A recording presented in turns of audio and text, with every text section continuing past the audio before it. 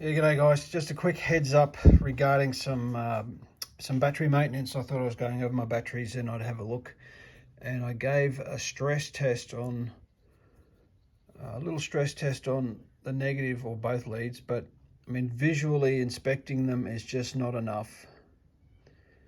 See, that to me looks, visually fine, but a little bit of a stress test and it just came off. So, clearly it's broken up inside the insulation and I would not have seen it. So I thought I'd check my other one.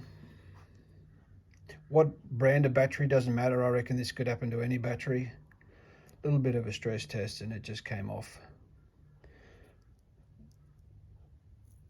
Yeah, I don't know why, but the positive seems fine, the negative not so good. Might be a bit of black wire right in there, but I don't know why that would happen.